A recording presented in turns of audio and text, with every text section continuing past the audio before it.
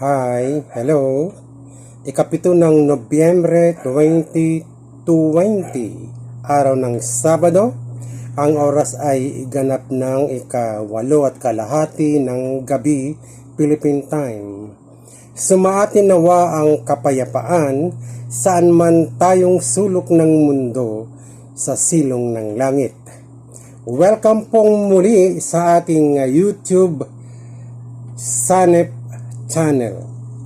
Para sa ngayon lamang nakabisita sa Sanep channel dito sa YouTube, ang katagang Sanep ay isang akronimo na ang ibig sabihin ay Spiritual Unifier, Neutralizer, Equalizer, Purifier. Ang aking layunin ay upang dalhin at ihatid sa pagkakaisa ng pananampalataya ang buong sanlibutan sa pamamagitan ng pagtalakay sa malalalim na mga bagay ng Diyos, sa mga lihim at hiwaga na hindi nangakaabot sa kaalaman ng mga pantas at matatalino.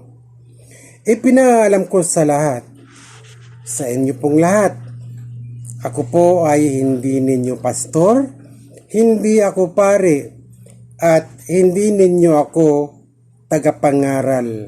Sapagkat kung ako'y pastor, pare o tagapangaral, wala akong dahilan at karapatan at katuwiran na magsabing let us unite. Wala rin akong itinatag na relihiyon, gaya ng relihiyon ng mga tao, sapagkat wala akong pagdadalhan sa kanino man, kundi sa loob lamang ng bawat sarili upang makasama ng bawat isa ang Diyos, ang Kristo at si Jesus.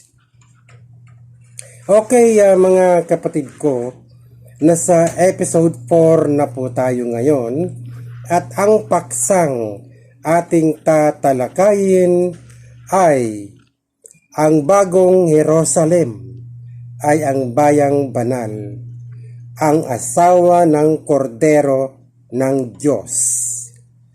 Bawat tao ay asawa ng kordero. Okay, alam ko medyo malalim po itong ating tatalakayin at alam kong ikagugulat ninyo ito. Gayunman, umaasa ako na papatnubayan tayo ng Panginoon, no, upang maunawaan natin ito. Okay, uulitin ko lang, ang bagong Jerusalem ay ang bayang banal, ang asawa ng kordero ng Diyos. Bawat tao ay asawa ng kordero. Okay. Bakit bagong Jerusalem? Ang ibig sabihin, may lumang Jerusalem.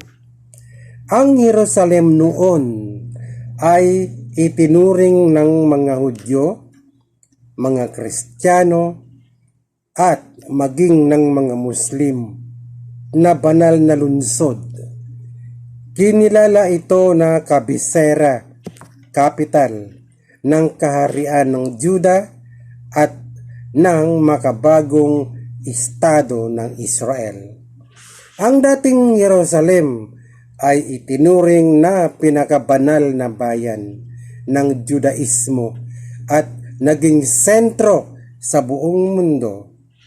Dito lumaki at dito rin inilibing si Jesus. Ang Jerusalem noon ay tinatawag ding Zion o Sion. Okay. Ngayon, sa Hebreo ay nakasulat, datapwat nagsilapit kayo sa bundok ng Sion at sa bayan ng Diyos na buhay, ang Jerusalem sa kalangitan at sa mga di mabilang na hukbo ng mga anghel. Okay. Kung ang pagbabatayan natin yung noon, no? Ang Jerusalem noon ay siyang bayan ng Diyos na buhay. Ngayon pa lang meron ng hiwaga, meron ng talinghaga. Okay. Ang Jerusalem ay bayan ng Diyos na buhay. Ang Jerusalem sa kalangitan at sa mga di mabilang na hukbo ng mga anghel. So, ano kaya ang tinutukoy na bayan ng Diyos na buhay? So, ito ang Jerusalem sa kalangitan. Ang Jerusalem noon ay tinawag na bayan ng katotohanan. Nakasulat sa Zacarias 8:3. Ganito ang sabi ng Panginoon, ako'y nagbalik sa Sion at tatahan ako sa gitna ng Jerusalem. At ang Jerusalem ay tatawaging bayan ng katotohanan. Noon yun, at ang bundok ng Panginoon ng mga ukbo, ang banal na bundok.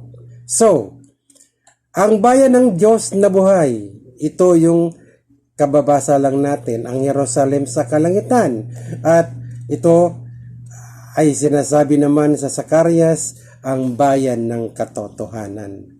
Yung noon, okay, pinili ang siyudad ng Jerusalem upang paglagyan ng pangalan ng Panginoon. Kaya't ganito ang sabi ng Panginoon, ako'y nagbalik sa Jerusalem na may taglay na mga pagkahabag. Ang aking bahay ay matatayo roon, sabi ng Panginoon ng mga hukbo, at isang pising panukat ay mauunat sa ibabaw ng Jerusalem. Nang magkagayon, babasahin ko, mahaba-haba ito, 2 Kronika 6, 1 hanggang 6. Pakinggan po nating mabuti. Nang magkagayoy nagsalita si Salomon. Ang Panginoon nagsabi na siya'y tatahan sa salimuot na kadiliman. Ngunit ipinagtayo kita ng isang bahay na tahanan at isang dako na ukol sa iyo na tahanan magpakailanman. At ang buong kapisanan ng Israel ay tumayo at kanyang sinabi, purihin ang Panginoon, ang Diyos ng Israel, na nagsalita ng kanyang bibig kay David na aking ama at tinupad ng kanyang mga kamay na sinabi, mula sa araw na aking ilabas ang aking bayan mula sa lupain ng Ehipto, hindi ako pumili ng siyudad mula sa lahat ng mga lipi ng Israel upang pagtayuan ng bahay upang ang aking pangalan ay dumuon. Yung bahay po, hindi ang Diyos ang tatahan, kundi ang pangalan niya. Huwag natin itong pagkamalian. O, pumili man ako ng sino mang lalaki upang maging pangulo sa aking bayang Israel, kundi aking pinili ang Jerusalem upang ang aking pangalan ay dumuon. Aking pinili si David upang mamahala sa aking bayang Israel. Okay. Medyo magulo pa ho ito, no? Ang tinutukoy natin dito ay ang lumang Jerusalem. Huwag kayong gagawa ng ganito sa Panginoon ninyong Diyos, kundi sa dakong pipiliin ng Panginoon ninyong Diyos sa lahat ng inyong mga lipi na paglalagyan ng kanyang pangalan sa makatuwid bagay sa kanyang tahanan ay inyong hahanapin at doon kayo paroroon. Ito po sa Deuteronomio 12, 4 hanggang 5. Okay. Ngayon, gayon may hindi ko aagawin ang buong kaharian, kundi ibibigay ko ang isang lipi sa iyong anak alang-alang kay David na aking lingkod at alang-alang sa Jerusalem na aking pinili. So, mapalad ang Jerusalem noon, isang pinili na bayan ng Diyos, bayan ng katotohanan, na ang nakatira ay ang bayan ng Diyos na buhay. Ngayon, palapit tayo ng palapit. Alam ko malabo yung una, no? Kasi ang pinag-uusapan natin, bawat tao ay bagong Jerusalem. So, nasa luma pa lang tayo, okay? May talinghaga tungkol sa Jerusalem. Galatia 4:22-25. Sapagkat nasusulat na si Abraham ay nagkaroon ng 2 anak. Ang isa'y sa aliping babae at ang isa'y sa malayang babae. Gayunman, ang anak sa alipin ay ipinanganak ayon sa laman. Ngunit ang anak sa babaeng malaya ay sa pamamagitan ng pangako. Ang mga bagay na ito ay may lamang talinghaga, sapagkat ang mga babaeng ito ay 2 tipan. Ang isa'y mula sa bundok ng Sinai na nanganganak ng mga anak sa pagkaalipin, na ito'y si Agar. Ang Agar ng ito ay bundok ng Sinai sa Arabia, at ito'y katulad ng Jerusalem ngayon, sapagkat ito'y nasa pagkaalipin kasama ng kanyang mga anak. Okay. Yung hiwagang ito, sinabi nga 2 babae, anak, yung aliping babae at ang malayang babae. Okay? Ngayon, sa Galatia 4:26, ngunit ang Jerusalem na nasa itaas ay malaya na siyang ina natin. Okay? Yung Jerusalem na nasa itaas, malaya na siyang ina natin. Ito siya, no? Sa ngayon, nung hindi pa binabago. Okay. Ngunit dumating ang panahon, ito na po, ginawa ng Diyos na bago ang lahat ng mga bagay. Kaya nagkaroon ng bagong Jerusalem eh. Okay? So, nakaperiod tayo na ang Jerusalem noon ay siyang ina natin. Okay, nasa langit yan, ano? Okay. Ginawang bago ang lahat ng mga bagay. At yaong nakaluklok sa luklukan ay nagsabi, Apokalipsis 21:5, narito ginawa kong bago ang lahat ng mga bagay. At sinabi niya, isulat mo sapagkat ang mga salitang ito ay tapat at tunay. Ang bagong Jerusalem, no, ito na, ay ang pangalan ng bayan ng Diyos. Okay, ito na po tayo. Bagong Jerusalem kasi binago na lahat eh. Ang bagong Jerusalem ay ang pangalan ng bayan ng Diyos. Basahin natin Apokalipsis 3:12. Okay? Huwag kayong malito.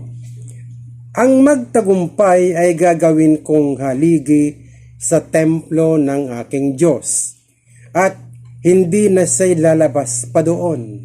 At isusulat ko sa kanya ang pangalan ng aking Diyos at ang pangalan ng bayan ng aking Diyos.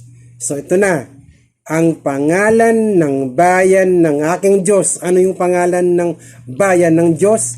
Ang bagong Jerusalem. Maliwanag po ba?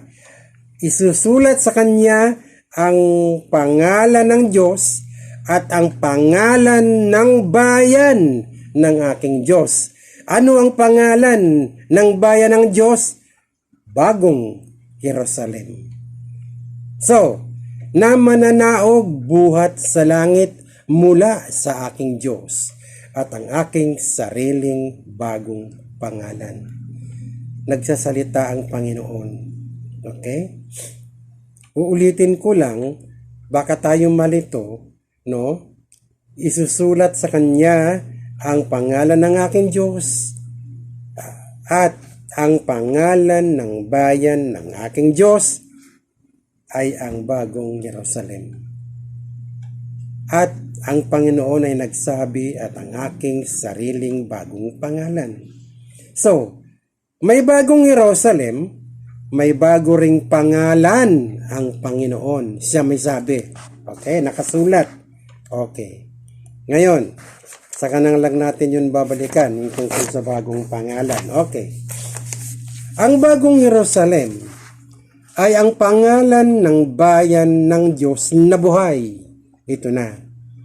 Job 12:2. Walang pag-aalinlangan na kayo ang bayan at ang karunungan ay mamamatay na kasama nyo. Huwag tayong malito, inuulit ko, pag sinabing bagong Jerusalem, ito ang pangalan ng bayan ng Diyos na buhay. Bagong Jerusalem, kasi po, napakagandang gamitin, bagong Jerusalem, kung saan-saan mo na naririnig yan. Walang nakakaunawa nito. No? At ngayon ay pinauunawa sa inyo ng Panginoon. Ang bagong Jerusalem ay ang pangalan ng bayan ng Diyos na buhay. At walang pag-aalinlangan na kayo ang bayan at ang karunungan ay mamamatay na kasama ninyo. Hebreo 12:22. Datapwat, nagsilapit kayo sa bundok ng Sion at sa bayan ng Diyos na buhay. Inuulit ang bagong Jerusalem. Pag sinabing bayan ng Diyos na buhay, kasi po yung lumang Jerusalem ay bayan lamang, lugar. Ito, yung bagong Jerusalem ay ang bayan ng Diyos na buhay. So, sino tinutukoy? Okay. Ngayon, ang Jerusalem sa kalangitan at sa mga di mabilang na hukbo ng mga anghel. Ang bagong Jerusalem ay ang bayang banal. Maliwanag po na sinabi, nakasulat, ang bayan ay tayo.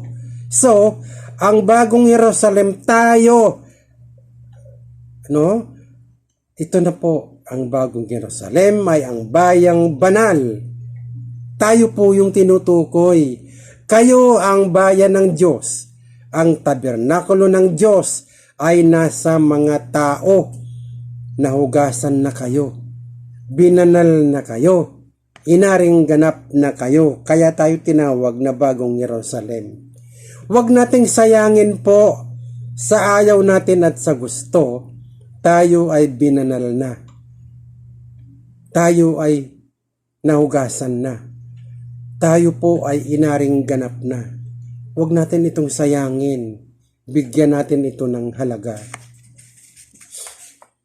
Isaiah 52:1. Gumising ka, magsuot ka ng iyong kalakasan, O Sion. Magsuot ka ng iyong magandang damit, O Jerusalem, na bayang banal. Tayo po yung binanal na, no? Huwag natin itong sayangin, no? Okay, sapagkat mula ngayon hindi na papasok pa sa'yo ang hindi tuli at ang marumi. Apokalipsis 21:2. At nakita ko ang bayang banal, ang bagong Jerusalem, na nananaog mula sa langit buhat sa Diyos, na nahandang gaya ng isang babaeng kasintahan, na nagagaya kang talaga sa kanyang asawa. Si Juan po, nakita niya ito, no? Nakita niya ang bayang banal. Yung bayang banal na yon, na nasa langit, ito yung bagong Jerusalem, na nananaog mula sa langit buhat sa Diyos. So, nananaog na. Yung bayang banal, yung bagong Jerusalem, na nahahandang gaya ng isang babaeng kasintahan na nagagaya kang talaga sa kanyang asawa. So, yung bagong Jerusalem ay nahandang gaya ng isang babaeng kasintahan. Apokalipsis 21:3. At narinig ko ang isang malakas na tinig na mula sa luklukan at nagsabi, narito, ang tabernakulo ng Diyos ay nasa mga tao at siya'y nananahan sa kanila at sila'y magiging bayan niya. At ang Diyos din ay sa kanila at magiging Diyos nila. Pinagsama na po ang Diyos at ang mga tao na bayan niya. 1 Korinto 6:11. At ganyan ang mga ilan sa inyo, ngunit nangahugasan na kayo, ngunit binanal na kayo, ngunit inaring ganap na kayo sa pangalan ng Panginoong Jesucristo at sa Espiritu ng ating Diyos. Sa kakapabalik-balik ninyo sa ina-attenan ninyong mga fellowship, sa mga relihiyon na gawa ng tao, wala na po kayong hahanapin, wala na kayong kailangan. Ito na po, ibinigay na ng Diyos sa atin ang lahat. Bakit lumalayo tayo?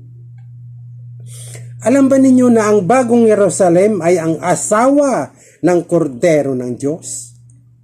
Okay. Bawat tao ay asawa ng kordero. Ulitin po ninyo ito, ha. Paulit-ulit ninyong pakinggan, no? Okay. Ito na po. At nakita ko ang bayang banal, ang bagong Jerusalem, na nananaog mula sa langit buhat sa Diyos, na nahahandang gaya ng isang babaeng kasintahan, na nagagaya kang talaga sa kanyang asawa. Yung Jerusalem po kasi ay ikakasal sa kordero, no? Ang bagong Jerusalem ay ang bayan ng Diyos, tayo po yun. Kaya ito na ang pagkakasal. Tayo yung mga galak at tayo yung mga sayang mainam. At sa'y ating luwalhatiin sapagkat dumating ang pagkakasal ng kordero at ang kanyang asawa ay nahahanda na. Ito na po, sa oras na ito na naiintindihan ninyo, ang bagong Jerusalem ay makakasal ka na sa kordero ng Diyos. Sapagkat ang may lalang sayo ay iyong asawa. Isaiah 54:5-7. Ang Panginoon ng mga hukbo ay kanyang pangalan at ang banal ng Israel ay iyong manunubos. Ang Diyos ng buong lupa tatawagin siya sapagkat tinawag ka ng Panginoon na parang asawang kinalimutang namamanglaw sa kalooban, parang asawa ng kabataan pagka siya'y itinakwil, sabi ng iyong Diyos. Sa sandaling-sandali ay kinalimutan kita, ngunit pipisanin kita sa pamamagitan ng mga malaking kaawaan. So, kung hindi pa rin nyo naunawaan, pakiulit lang po, no? Pakinggan muli ninyo ang video na ito. At sana po, mag-subscribe din kayo. Kasi po, napakaikli lang ang ginagawa ko. Hindi pa po ako makapag-video, tawag dito, sa YouTube. Kasi wala pang 1,000 yung mga followers ko. No, sana po matulungan ninyo ako para tuloy-tuloy at mahaba ang mga tatalakayin ko. So, i-share po ninyo ito at i-like din po, wag natin itong ipagdamo. Maraming salamat po mga kapatid ko.